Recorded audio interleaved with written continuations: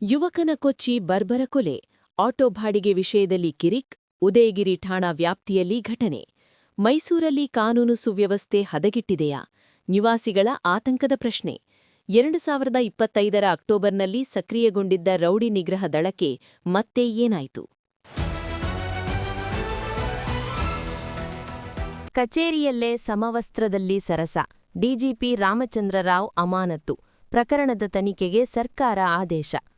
ಕಚೇರಿಯಲ್ಲೇ ಅದು ಸಮವಸ್ತ್ರದಲ್ಲೇ ಮಹಿಳೆಯೊಂದಿಗೆ ಸರಸ ಪ್ರಕರಣಕ್ಕೆ ಸಂಬಂಧಿಸಿದಂತೆ ನಾಗರಿಕ ಹಕ್ಕುಗಳ ಜಾರಿ ನಿರ್ದೇಶನಾಲಯದ ಡಿಜಿಪಿ ಕೆ ರಾಮಚಂದ್ರರಾವ್ ಅವರನ್ನು ಅಮಾನತುಗೊಳಿಸಿ ಘಟನೆ ಸಂಬಂಧ ತನಿಖೆಗೆ ಸರ್ಕಾರ ಆದೇಶಿಸಿದೆ. ಲಕ್ಷ ಜನರ ಸೇಯೆ ಸತ್ತೂರು ಜಾತ್ರಾ ಮಹೋತ್ಸವ ಸಂಪನ್ನ.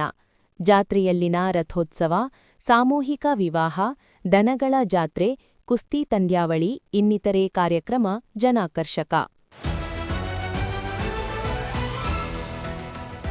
ಚಾಮುಂಡಿ ಬೆಟ್ಟದಲ್ಲಿ ಪ್ರಸಾದ ಕಾಮಗಾರಿ ಸ್ಥಗಿತಕ್ಕೆ ಪರಿಸರಕ್ಕಾಗಿ ನಾವು ಸಂಘಟನೆ ಆಗ್ರಹ. ಚಾಮುಂಡಿ ಬೆಟ್ಟದಲ್ಲಿ ಪ್ರಸಾದ್ ಯೋಜನೆಯಡಿ ಕೈಗೊಂಡಿರುವ ಕಾಮಗಾರಿಗಳನ್ನು ತಕ್ಷಣ ನಿಲ್ಲಿಸುವಂತೆ ಪರಿಸರಕ್ಕಾಗಿ ನಾವು ಸಂಘಟನೆ ಆಗ್ರಹಿಸಿದೆ. ಶಬರಿಮಲೆ ಗೋಲ್ಡ್ ಕೇಸ್, ಪ್ರಮುಖ ಆರೋಪಿ ಪೋಟಿಗೆ ಜಾಮೀನು ಆದರೂ ಜೈಲೇ ಗತಿ. ಶಬರಿಮಲೆಯ ಪ್ರಸಿದ್ಧ ಅಯ್ಯಪ್ಪ ದೇಗುಲದ ಶ್ರೀಕೋವಿಲ್ ಬಾಗಿಲಿನ ಚೌಕಟ್ಟುಗಳಿಂದ ಚಿನ್ನ ಕಳವು ಪ್ರಕರಣಕ್ಕೆ ಸಂಬಂಧಿಸಿದಂತೆ ಪ್ರಮುಖ ಆರೋಪಿ ಉನ್ನಿಕೃಷ್ಣನ್ ಪೋಟಿ ಅವರಿಗೆ ಕೇರಳದ ನ್ಯಾಯಾಲಯ ಜಾಮೀನು ಮಂಜೂರು ಮಾಡಿದೆ. ಅಂತಾರಾಷ್ಟ್ರೀಯ ಗ್ಯಾಂಗ್ಸ್ಟರ್, ಅಮೆರಿಕ ಅಧ್ಯಕ್ಷ ಟ್ರಂಪ್ ವಿರುದ್ಧ ಯುಕೆ ವಾಗ್ದಾಳಿ.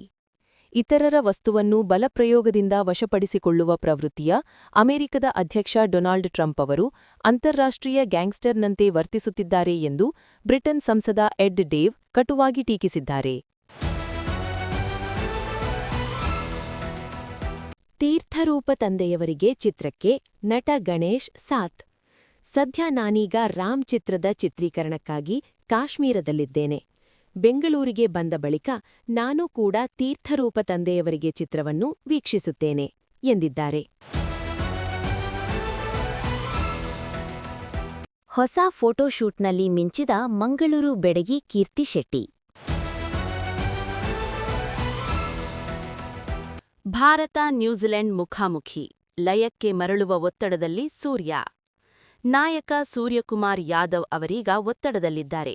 ಏಕೆಂದರೆ ನ್ಯೂಜಿಲೆಂಡ್ ಎದುರು ಬುಧವಾರ ಆರಂಭವಾಗಲಿರುವ ಟಿ20 ಕ್ರಿಕೆಟ್ ಸರಣಿಯಲ್ಲಿ ಅವರಿಗೆ 2 ಪ್ರಮುಖ ಸವಾಲುಗಳಿವೆ.